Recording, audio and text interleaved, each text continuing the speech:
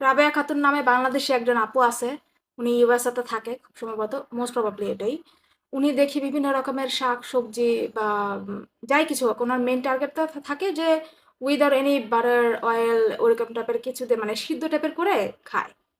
তো ওনার কাছ থেকে ইন্সপায়ার হয়ে অনেকে মানে অনেকবার ট্রাই করছে ভাই, কিন্তু ভাই আমার ওই লেভেলের সাহস নাই, ইচ্ছাও নাই।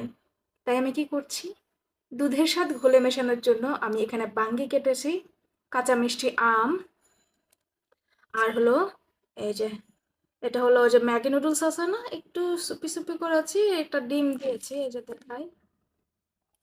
হুম। আর হলো মানে স্পাইসি নুডলসে যে মশলাটা থাকে না, ঝাল, ওইটা দিছি। এটা খাবো। তো সর্বপ্রথম আমি একটু বাঙ্গিটা খাই। এখন বাজে রাত 8:20। আমাকে আমার জামাই রিকিসে বলে বলেছে, তাই বলুক, আমার কি, না আমার কি না, খারাপ তো লাগে। এজন্য মাঝে মাঝে চেষ্টা করি রাতের বেলা না খাইতে। একদিন না খাইলে 10 দিন খাই, ওইটা কোনো লাভ হয় না। তো আজকে ভাবতেছি বানাটা গরমের দিন নাই, খুব শান্তি লাগতেছে আমার মনে, পুরা ফুরফুরা মেজাজ আমার। এই জন্য খুশিতে আর কি এই আয়োজন। মানুষ সেলিব্রেট করে অনেক কিছু করে, কিন্তু আমি খায় খায় সেলিব্রেট করি। কিন্তু আমারই ওজন কমানো লাগবে। আচ্ছা, এটা একটু পরে খান। এই কাঁচা মিষ্টি আমটা খালি খাওয়া যায়, কোনো টকটা কিছু না। আমি টক আম খালি খেতে পারি না, বা একেবারে বেশি খেলে দাঁত পুরো শিশিরে।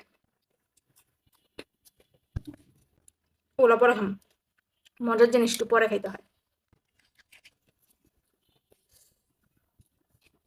ডিম তো দেখা।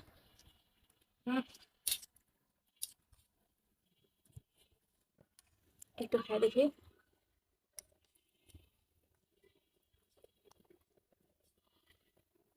বিসমিল্লাহ।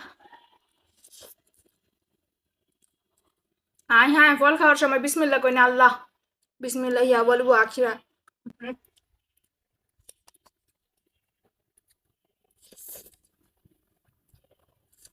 আল্লাহ। ডিম কুসুম খালি ভালো লাগে না, নুডলস দিয়ে খাই।